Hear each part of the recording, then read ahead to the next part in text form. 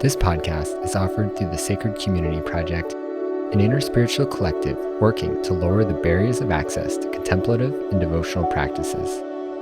Through the universal teachings of love, service, remembrance, and truth, SCP utilizes modern technology to promote eternal values. Learn more at sacredcommunityproject.org.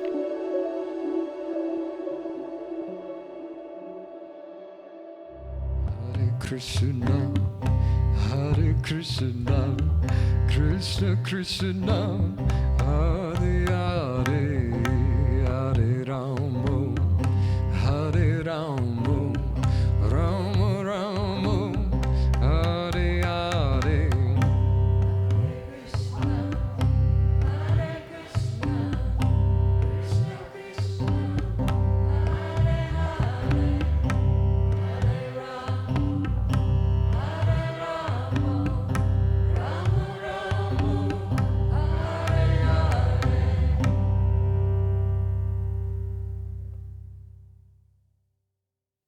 And so now here we are on this eve of battle.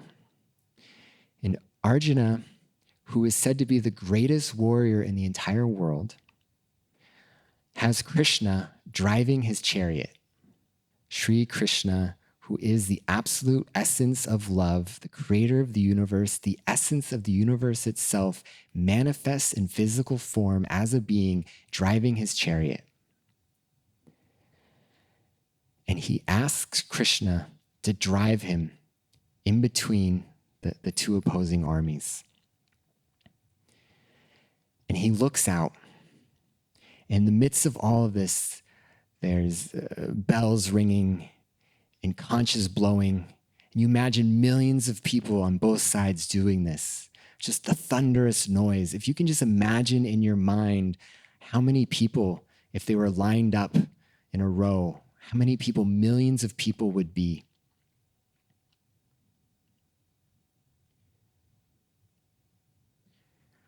As he drives out in the middle of this, Arjuna looks out and he sees among both armies fathers, grandfathers, teachers, maternal uncles, brothers, sons, grandsons, friends, in-laws, and companions.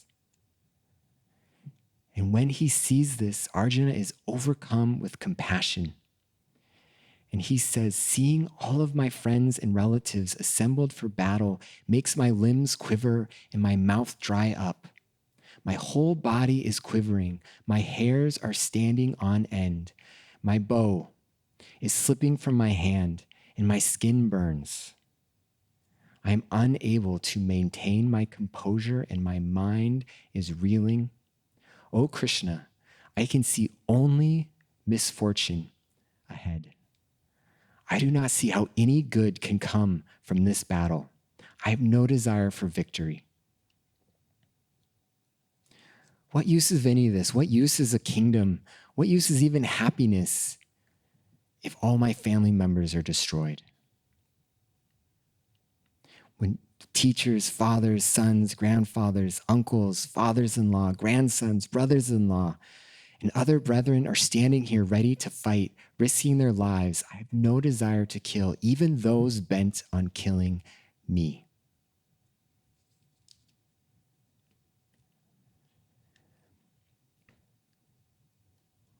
Arjuna recognized clearly and accurately that no good will come from this war. And it is true. At the end of this massive battle of millions of people, the vast majority of the people there die. Right? The outcome is death and destruction of an entire people, right? An entire extended family, an entire kingdom, right? There's no good that will come of it. And in fact, in this battle, there was kind of strict rules of combat at the time. You didn't fight at night. You didn't fight someone if they were retreating or if they didn't have a weapon. And these rules are very important. And adhering to them was the way that dharma, righteousness, was kept alive. And in this battle, on both sides, all rules of battle were broken at some point. And so at the end of this battle, the vast majority of this whole extended family of millions of people is more or less destroyed. There's no good that comes from this.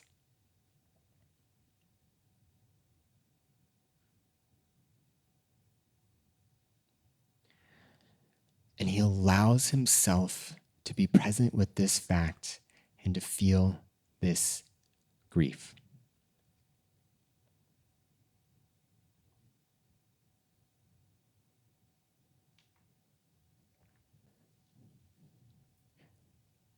We're just going to allow grief to be in the room with us.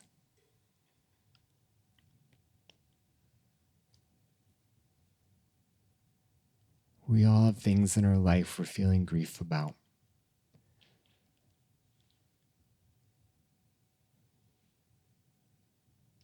We can just drop that protective stance.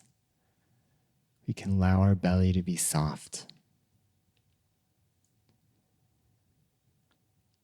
Often when we come to Kirtan, it's because we want to leave behind the world and experience something else.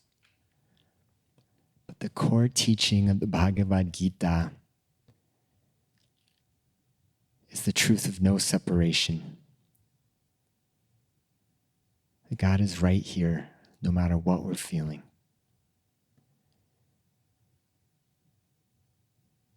Arjuna asks Krishna to bring him in the midst of the immensity of the world's suffering.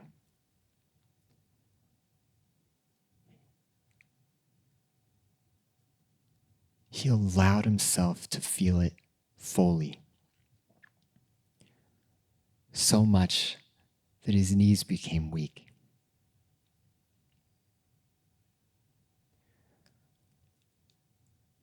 There's so much in the world right now that we're feeling grief from. Feeling grief from our own personal lives. Feeling grief about the election. Feeling grief about global conflict. Feeling grief about genocide, about global warming.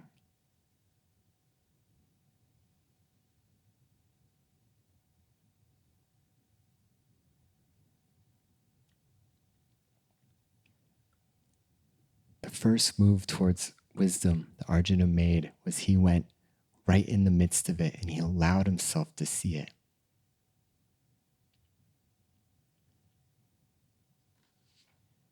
I'm going to read this quote from Joanna Macy. We block it out because it hurts, because it is frightening, and most of all because we do not understand it and consider it to be a dysfunction, an aberration, a sign of personal weakness. As a society, we are caught between a sense of impending apocalypse and the fear of acknowledging it. In this caught place, our responses are blocked and confused.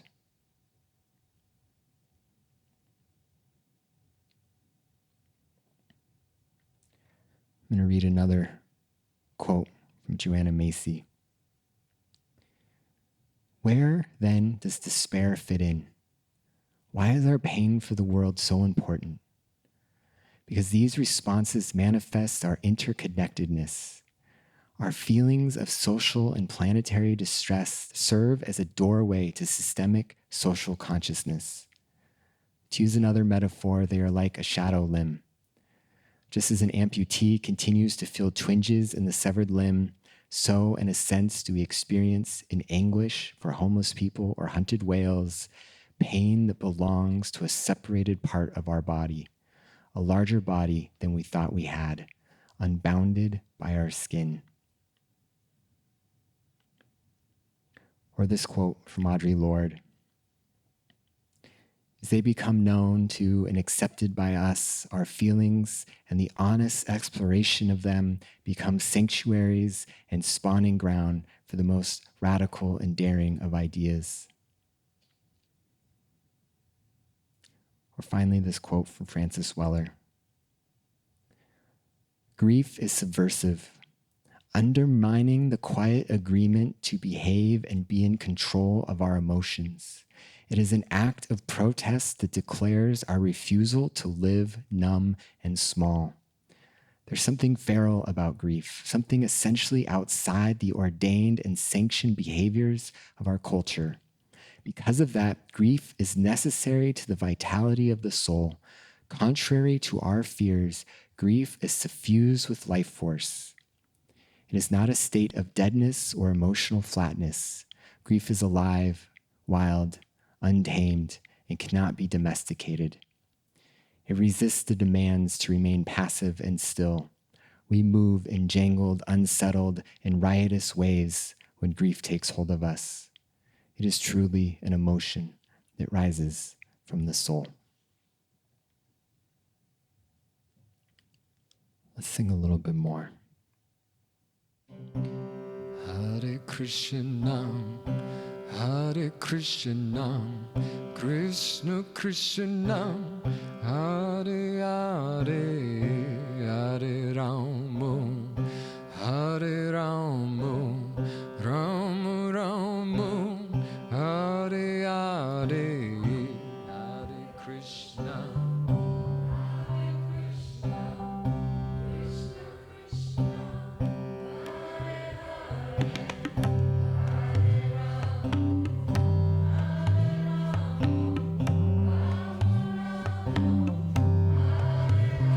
Let's just sing all together. Hare Krishna, Hare Krishna, Krishna Krishna, Hare Hare, Hare Rama, Hare Rama, Rama Rama, Hare Hare, Hare Krishna, Hare Krishna, Krishna Krishna, Hare Hare, Hare Rama, Hare Rama, Rama Rama, Hare Hare, Hare Krishna, Hare Krishna, Krishna Krishna, Hare Hare, Hare Rama, Hare Rama, Rama Rama, Hare Hare, Hare Krishna, Hare Krishna, Krishna Krishna, Hare Hare, Hare Rama, Hare Rama, Rama Rama, Hare Hare, Hare Krishna, Hare Krishna, Krishna Krishna, Hare Hare, Hare Rama, Hare Rama, Rama Rama, Hare Hare, Hare Krishna, Hare Krishna, Krishna Krishna, Hare Hare, Hare Rama, Hare Rama, Rama Rama, Hare Hare, Hare Krishna,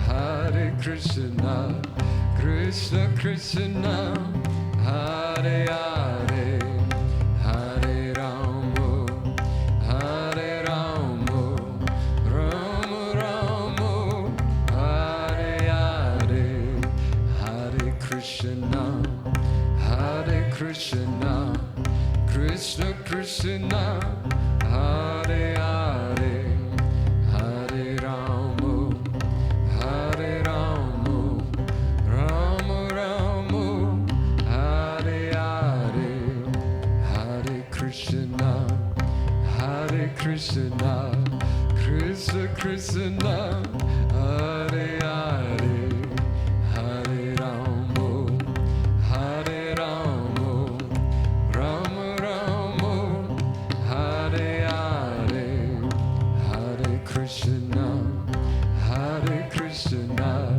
Krishna Krishna, Hare Hare, Hare Rama, Rama Rama,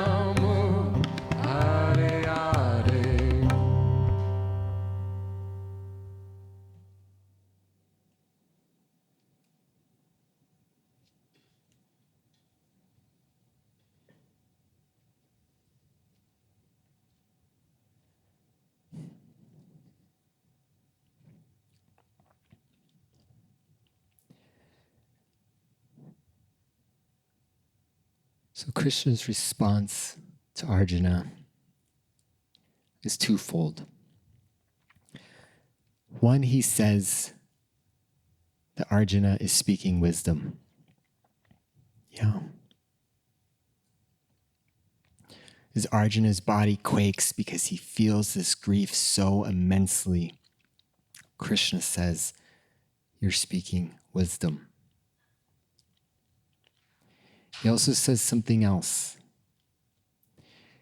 He instructs Arjuna, in fact, that it is his duty to go and to fight that battle.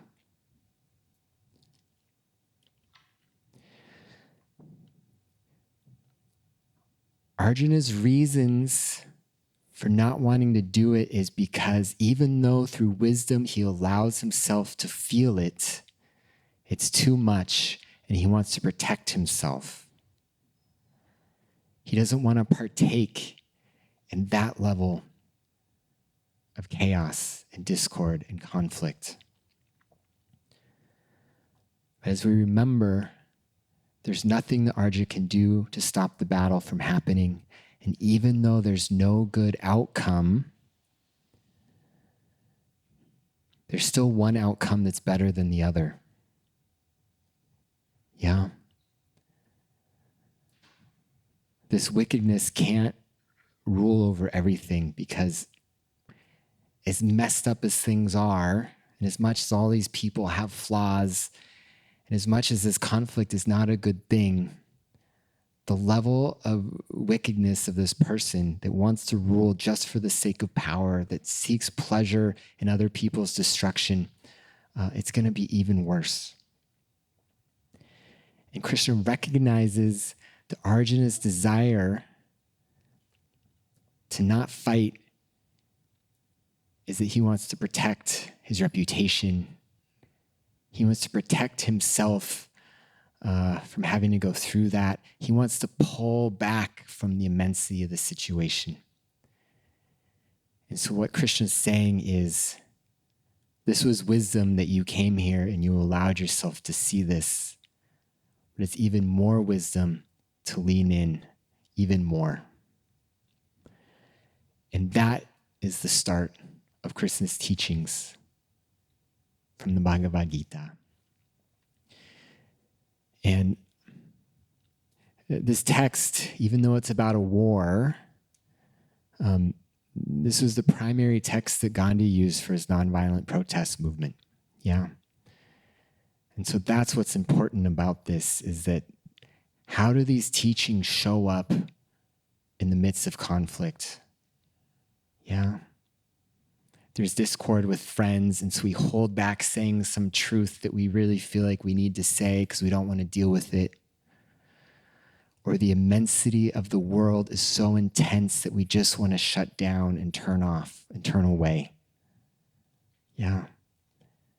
Krishna's saying that the path to going deeper into God is not by pulling away from this, it's by allowing our heart to feel it more deeply.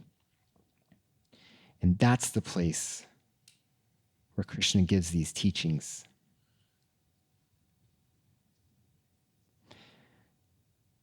Krishna reminds Arjuna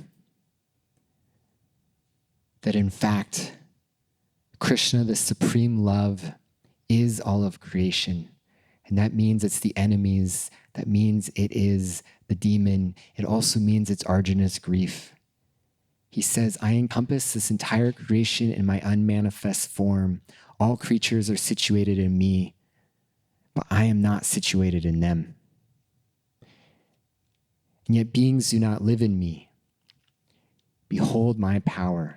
While I am the maintainer and source of beings, myself is not contained in anything. Krishna says,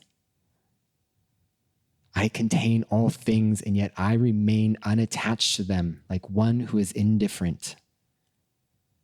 Krishna also says this other teaching, which is central to this.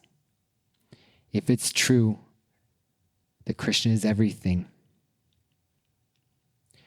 this is also true that all people are forced to act according to the impulses of this world, and no one can refrain from doing something, not even for a moment. In fact, he says, even in the blinking of an eye, we cannot abstain from action. So there's no way to not act. So what's important is that we act from a deeper place.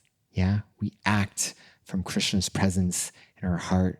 We act from the essence of love itself. There's no way to avoid karma. There's no way to avoid the karma of the world's suffering that we're embedded within. All we can do is pretend that we're separate from it. But that pretending is not honoring the fullness of Krishna. Yeah. These teachings from Krishna are not meant to cover up our grief. As he says, Arjuna is speaking wisdom. Krishna's teachings are meant to expand our hearts so that we can feel it more deeply. Yeah, without pulling away. Krishna teaches that the way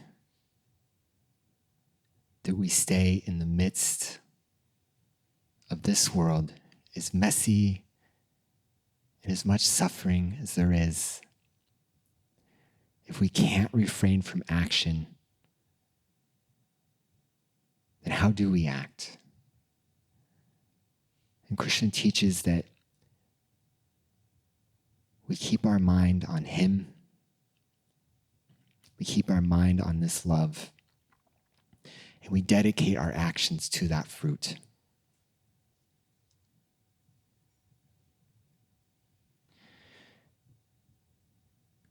Krishna says, those who are dedicated to the gods go to the gods. Those dedicated to the ancestors go to the ancestors. Those dedicated to the ghosts go to the ghosts. And those who worship me obtain me.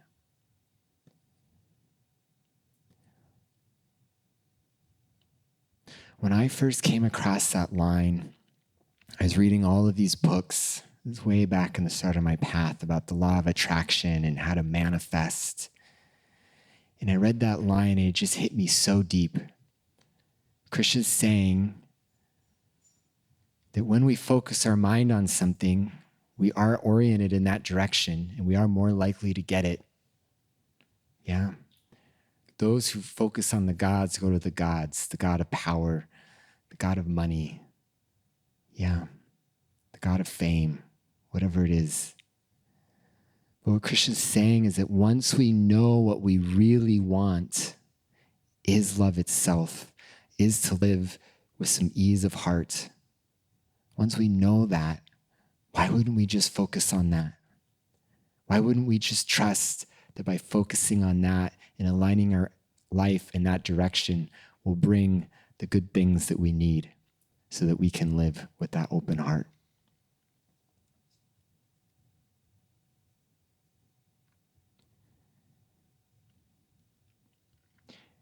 And then Krishna says that if anyone with love and devotion offers me a leaf, a flower, a fruit, or water, I will accept it. Any action, even the blinking of an eye, if it's offered with love, it's received with love. So if we can't avoid action, if the pain of today's world is a part of this web of interdependence that we are embedded within, then the teaching is that we do our part to be a part of this web with love. The next thing that Krishna says here in chapter 9, verse 27, Hiromi is going to recite it to us.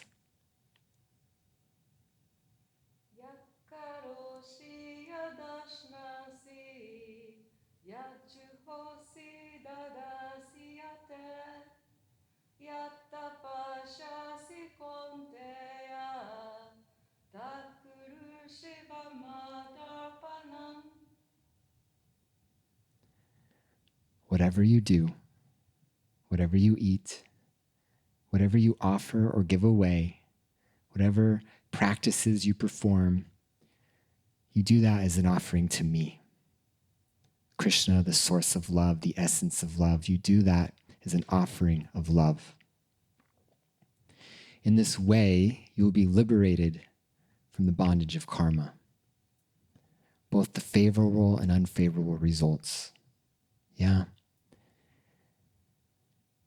What Krishna is saying is that it's our attachment to outcome that ensnares us more in this web of cause and effect. But there's another option. We can do it as an offering to love. With your mind fixed on me, freed from the cycle of your actions, you will reach me. Krishna even says that an honest attempt will bring us into that love. Even with all our other desires, even if we have unrighteous motives, just that sincere attempt to orient us to love will bring us there. Krishna says, even if a person of very offensive behavior is engaged in devotional service to me, they are considered saintly because they are on a righteous path. They will become virtuous and realize lasting peace.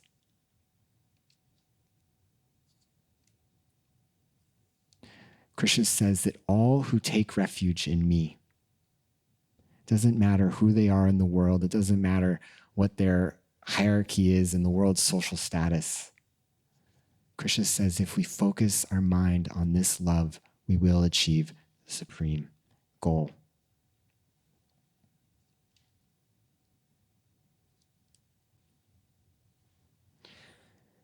And then Krishna ends this chapter 9 with this teaching, verse 34.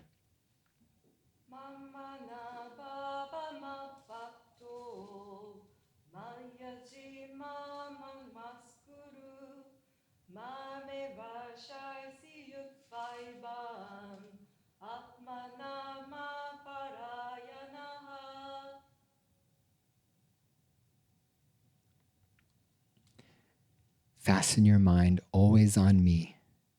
Be my devotee, worship me. Thus, absorbed in me alone, you shall come to me.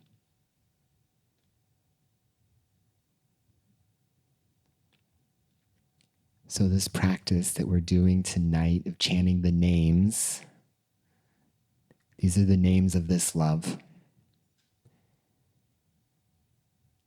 So the practice is simple. We just see how much we can immerse our mind in the sound of the name and how much we can sing them as an act of love. Yeah? Any offering with love is received by love, is what Krishna says. So we have the name. We have the name of Krishna. We have the name of Radha. We focus our mind on that. And we just sing with as much sincerity and authenticity and love as we can muster in the moment. So let's do one last chant together.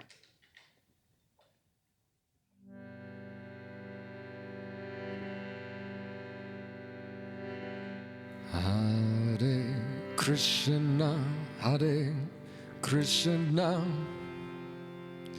Krishna Krishna, Hare Hare, Hare Rama, Hare Rama, Rama Rama, Hare Hare.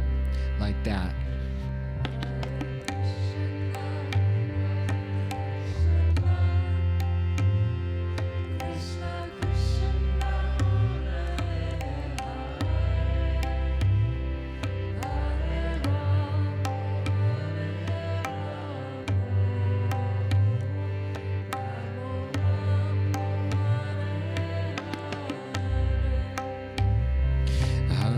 Krishna, Hare Krishna, Krishna Krishna,